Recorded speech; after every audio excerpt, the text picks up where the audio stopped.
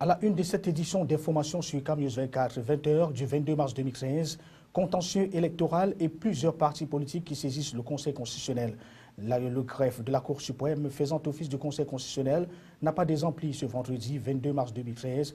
Ils sont plutôt nombreux, ces partis politiques, qui viennent auprès de cette instance judiciaire, la plus haute juridiction du pays, pour donc invalider les recours, pour introduire des recours, ceci en vue donc d'invalider la décision d'élection Cameroun.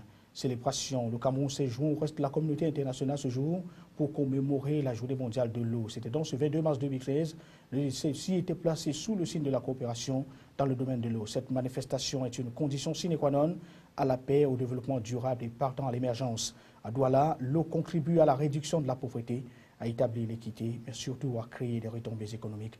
Voilà pour le sommaire, les détails. À tout de suite.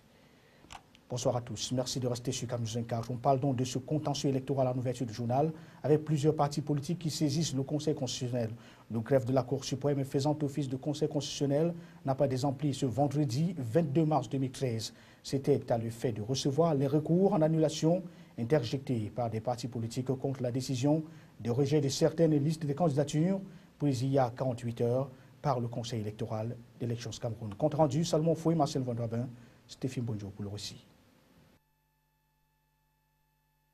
Les partis politiques dont les listes de candidatures à la faveur des élections sénatoriales ont fait l'objet de rejet lors de leur examen de passage devant le Conseil électoral d'élections Cameroun avaient jusqu'à ce vendredi minuit pour déposer leur recours en annulation de la décision de l'ECAM au greffe de la Cour suprême agissant comme Conseil constitutionnel. En dépit du caractère débutatif de certaines formations politiques qui ne semblaient plus percevoir l'opportunité de contester la décision de l'ECAM, il convient néanmoins de signaler la présence de quelques récurrents au portillon de la Cour suprême. Et c'est l'Union nationale pour la démocratie et le progrès, l'UNDP, qui ouvre le bal des recours par l'entremise de son secrétaire général, Pierre Flambeau-Gayap. C'est par la liste de l'extrême nord que le parti de Bello Bouba Maïgari ouvre le front de la contestation. L'UNDP a introduit un recours afin que sa liste soit réhabilitée dans la région de l'extrême nord. Bien entendu, puisque le motif du rejet nous semble irrégulier, donc nous pensons que la Cour suprême, agissant comme Conseil constitutionnel, va rétablir l'UNDP dans ses droits. Alors que la presse est sommée de vider les lieux, les coulisses signalent l'arrivée imminente des plénipotentiaires du Social Democratic Front, le SDF, ainsi qu'une faction rivale de l'UPC. Au Rassemblement démocratique du peuple camerounais, le RDPC, l'on ne paraît pas pressé. Les émissaires du parti au pouvoir sont attendus au greffe de la Cour suprême en fin de journée. En attendant la publication de la liste complète des recours reçus, l'audience consacrée au contentieux électoral relatif au premier scrutin sénatorial est annoncée pour la semaine prochaine.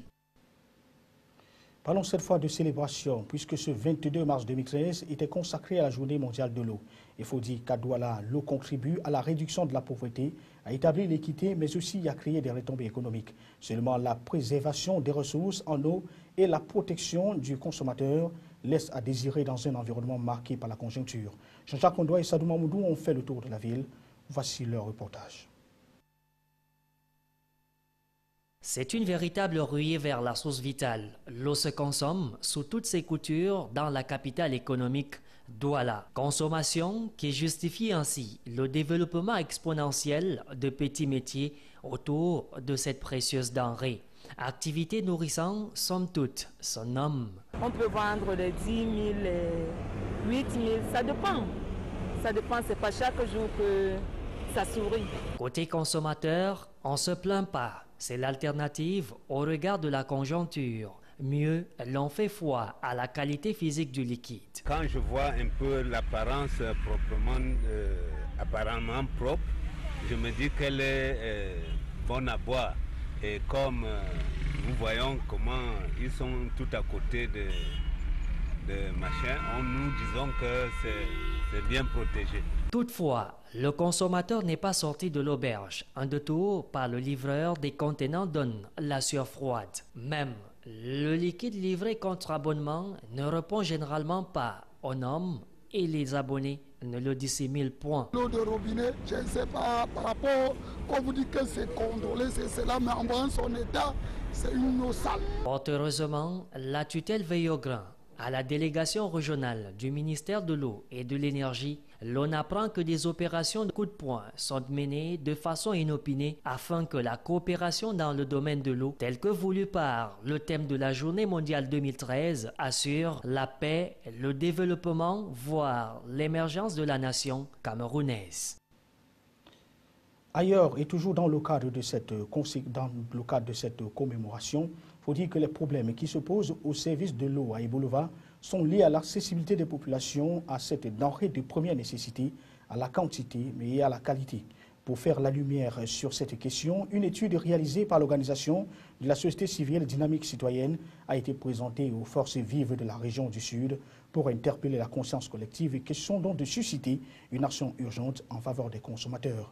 C'est un reportage sur lequel nous reviendrons au cours de nos prochaines éditions d'information. Cela dit, c'était donc ce jour le départ en congé des Pâques et les élèves de la maternelle, du primaire et du secondaire du Triangle national qui ont pris le congé ce 22 mars 2013. Dans les différents établissements de la ville de Douala, l'heure était à la remise des relevés de notes comptant pour la période du deuxième trimestre. Le troisième trimestre étant considéré comme le plus court, certains élèves des classes d'examen n'auront pas droit au repos car soumis à des travaux dirigés et autres cours de rattrapage pendant les 2 semaines de trêve et question de relever leur niveau avant le début des examens de fin d'année à partir du mois de mai prochain. Allons cette fois dans la partie septentrionale du pays avec arrêt à la communauté urbaine de Garoua qui fait ses comptes. Une session ordinaire d'adoption des comptes administratifs et de gestion de l'exercice 2012 s'est tenue ce 21 mars dans la salle de délibération de cette municipalité. C'était en présence de l'autorité de tutelle, le préfet du département de la Benoué, Mamoudou Aman, session présidée par Youssouf Adoua, c'est le président de la commission de finances de la communauté urbaine de Garoua. Et après vérification donc de la concorde du compte administratif du délégué du gouvernement au compte de gestion du receveur municipal, il ressort que les recettes s'élèvent à plus d'1 milliard de francs CFA, tandis que les dépenses se chiffrent également à 31 millions et 984 047 francs CFA. Compte rendu, Amadou Bello, Syria Benouabé, Pinto Akoum. Les résultats comptables au cours de cette houleuse session alimentée par des débats autour de l'exécution du budget 2012 ont abouti à une enveloppe prévisionnelle de 2 708 69 735 francs CFA, y compris les crédits transférés par l'État et les subventions reçues. La communauté urbaine de Garoua a réalisé un taux de recouvrement un peu au-dessus de la moyenne, soit 62% pour un montant de 1 687 423 668 francs CFA.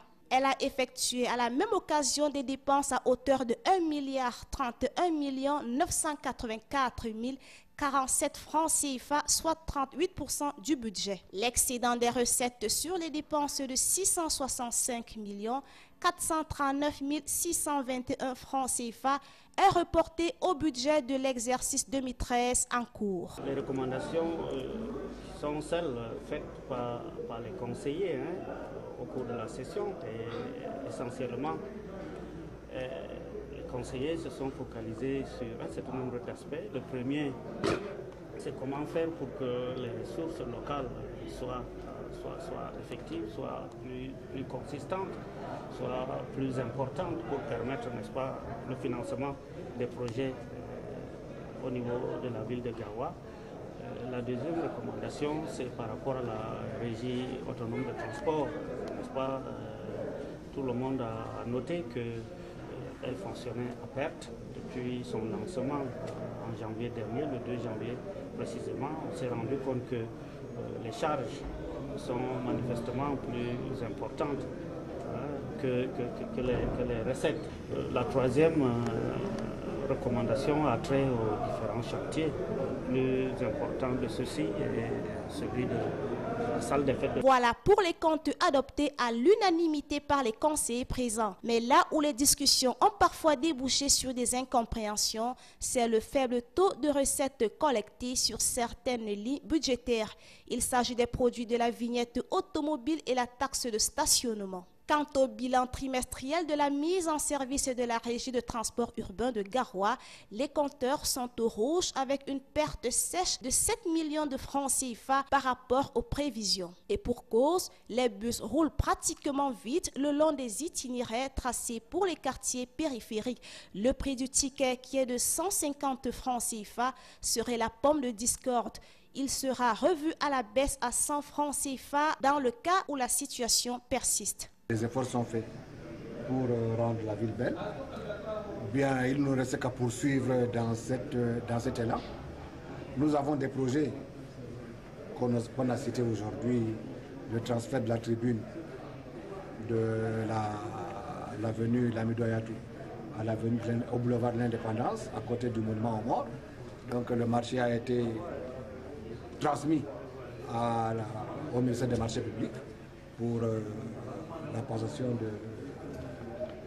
la procédure de passation de marché. Autre projet à résoudre, c'est la salle des fêtes de Garoua en construction dont les travaux sont arrêtés. Mis en cause, l'entrepreneur en difficulté de trésorerie indexe le fonds d'équipement d'intercommunal, le FECOM, qui selon lui freine les paiements des décomptes. Cependant, l'on annonce le démarrage des travaux de construction de la tribune des fêtes de Rumde Adia et le dressage des boulevards, les avenues et les rues.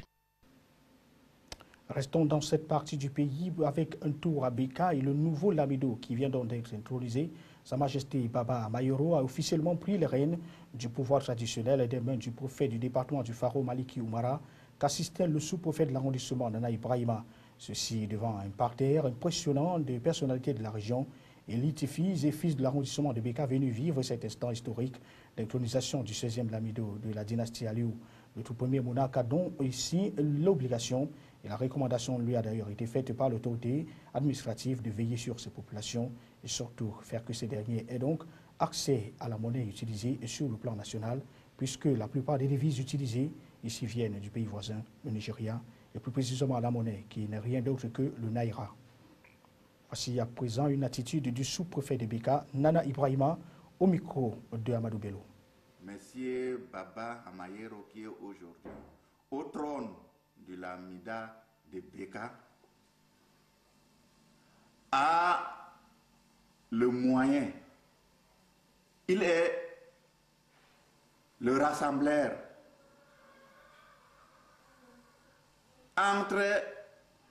que ce soit entre la mairie, ses fonctions au niveau de la mairie ou au niveau de la chefferie traditionnelle, il n'y aura pas de nuage envers l'administration. Il y a une franche collaboration entre nous. Nous n'avons pas d'abord la route, l'électricité, l'eau. Voilà les principaux problèmes qu'on a. En saison de pluie, je crois que Beka est coupé sur tout le reste du Cameroun. Et que vous-même, vous avez vu la route là où vous êtes passé en saison de pluie, vous ne pouvez même pas y accéder à Beka. Et en ce qui concerne l'eau, nous vivons l'eau du Faro et quelques forages qui sont dans la ville. Et troisièmement, l'électricité. Nous souhaitons que le gouvernement accélère, c'est-à-dire le projet de l'électrification qui va passer, qui est déjà à Troua et qui va passer pour Abeka pour aller vers le chef-lieu du département. Prenons un peu l'humeur de la cité avec l'assainissement de la ville de Douala par la communauté urbaine qui emploie désormais la mesure forte. Les comptoirs et autres étals occupant la devanture de l'hôpital Lakintini ont été détruits par les éléments de la police municipale dans l'optique de mettre de l'ordre dans les environs de l'institution sanitaire établie dans la capitale économique du pays. Seulement, la situation révolte les commerçants qui disent respecter les délimitations tracées par les responsables de cette institution hospitalière. L'image qui retiendront les regards ce 22 mars, les commerçants exerçant aux alentours de l'hôpital Lakintini de Douala n'ont eu que leurs yeux pour pleurer dès leur arrivée à leur lieu d'activité. Les comptoirs et autres étals ont été détruits notamment par les éléments de la police municipale. Et selon les victimes, tous disent respecter pourtant les consignes établies par la communauté urbaine avec l'appui des autorités, donc des responsables de ce centre hospitalier. Voici d'ailleurs l'attitude de quelques victimes au micro d'Éric Ticheux. Les policiers ici ont dit que bon, il faut qu'on recule derrière. Les gens de la Russie ont mis la ligne blanche là. Quand on se recule, tu ne traverses pas la ligne, tu as la ligne en masse à marchandise. Mais nous, on a respecté, on reste toujours derrière. Mais l'autre grande surprise, hier, moi, je vends maison, j'ai fait mon petit colbos. Je suis moi rentré. C'est à 22 h qu'on m'appelle que ma table au magasin là où je garde mes croquettes. On a enlevé là-bas et cassé. Et bien ce matin, il n'y avait pas moyen. C'est moi, ça m'a prêté ça pour qu'elle m'a fait. Mais nous sommes en souffrance. Nous, on va faire comment? On n'a rien à faire d'autre. Ici, là, nous, on est à l'hôpital. Ce n'est pas un marché public. Peut-être on vend les vivres faire. Non. Par exemple, moi, je vends les fruits. C'est pour aider les malades. Et faire le petit corps, peut-être les gens ont besoin de transferts pour appeler les proches.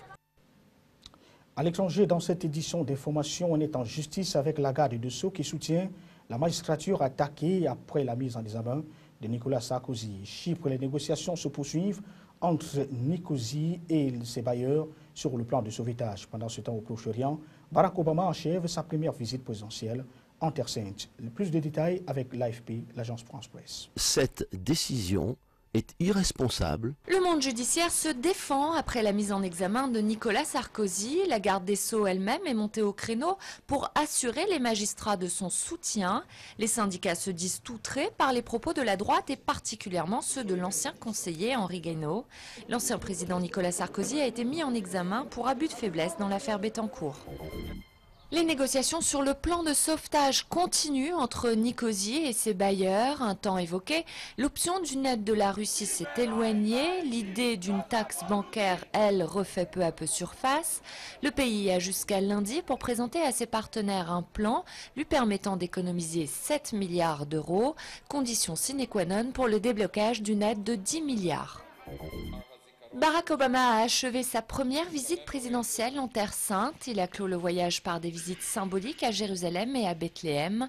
La veille, il a appelé Israéliens et Palestiniens à avancer vers la paix. Le président américain s'est ensuite rendu en Jordanie pour aborder la question syrienne. La CGT, premier syndicat français, change de tête. Au cours du 50e congrès, les militants ont intronisé Thierry Lepan, ex-Moulinex de 53 ans. Au terme de 4 mandats, Bernard Thibault laisse en héritage une CGT réformée et débarrassée de l'emprise du Parti communiste français. C'est l'une des plus vieilles écoles de lutte à New Delhi. Comme le cricket, c'est l'une des seules disciplines sportives dans laquelle le pays excelle au niveau mondial. Pour de nombreux jeunes, c'est aussi un moyen d'échapper à la pauvreté. Mais voilà, les lutteurs sont inquiets et redoutent la fin de leur discipline depuis que le CIO a décidé de supprimer la lutte du programme des Jeux d'été de 2020. En sport football, éliminatoire de la Coupe du Monde de 2014 au Brésil et les poulains du Jean-Paul Akono qui se sont offerts leur dernière séance de dégraissage cet après-midi au stade de Omnisport Amadou Ahidjo de Yaoundé. Ceci dans la perspective de la rencontre qui les oppose donc samedi aux éperviers du Togo. La rencontre compte pour le premier tour éliminatoire de la Coupe du Monde. La bande à Samuel Eto'o est apparue déterminée et en découdre donc avec leurs adversaires au regard de l'engagement et de la volonté observée tout au long de la séance dirigée par Jean-Paul Akono et ses adjoints. La séance ouverte au public aura constitué un test majeur de popularité pour les Lions indomptables en très mauvaise posture dans cette compétition. Arrivée sous haute escorte policière, l'équipe nationale Fagnon et son staff technique bénéficient encore de l'estime des Camerounais dont la plupart mouraient d'envie de revoir Benoît Assou et Koto Achilemana, Alexandre Song, Angwa Benoît et bien d'autres encore. Allons un peu dans la Ligue de football professionnel, parler donc du championnat national d'élite One avec l'Union sportive de Douala qui dicte sa loi devant Foufou Football Club de Baham. Les Nassara Kamaka, ils se sont facilement imposés cet après-midi face au club du Rocher Sacré de l'Ouest sur le score de 3-0. La rencontre qui s'est disputée au stade de la réunification de Douala compte pour la 5e journée du championnat national d'élite One. Voici d'ailleurs une attitude des différents responsables de cette équipe au micro d'Apollinaire Zoubenbon. Vous savez que nous courons tout juste derrière notre première victoire dans le championnat à domicile. Donc le discours a été un peu plus musclé et aujourd'hui, grâce à Dieu et grâce aux consignes que les coachs ont données, nous avons pu marquer 3 buts. C'est vrai qu'on ne s'attendait pas vraiment à ces défaites, mais cela n'inquiète. Nous allons continuer à bosser pour pouvoir faire mieux à la 6e journée. À retenir de cette édition d'information sur CAM News 24, contentieux électoral, plusieurs partis politiques saisissent le Conseil constitutionnel. Le greffe de la Cour suprême faisant office du Conseil constitutionnel n'a pas désempli ce vendredi 22 mars 2013. Plusieurs partis politiques recalés il y a quelques jours par Élections Cameroun sont venus ici introduire leur recours dans l'optique de valider ou alors d'obtenir l'invalidation de la décision de l'organe électoral. Et puis célébration, le Cameroun s'est joint au reste de la communauté internationale ce 22 mars à l'occasion de la Journée mondiale de l'eau. La célébration a donc été placée sous le signe de la coopération dans le domaine de l'eau, une manifestation qui est la condition sine qua non donc pour la paix, au développement durable, partant également sur l'émergence. À Douala, on a vécu, vous avez assisté à ce journal, la contribution de l'eau, sa distribution, mais surtout les différents dangers auxquels s'exposent les différents consommateurs. Madame, Monsieur, merci d'avoir été de l'eau tout le long de cette semaine. Au nom de toute la réalisation et de l'équipe technique, nous vous souhaitons de passer un bon week-end en compagnie de nos programmes qui se poursuivent. Bonsoir.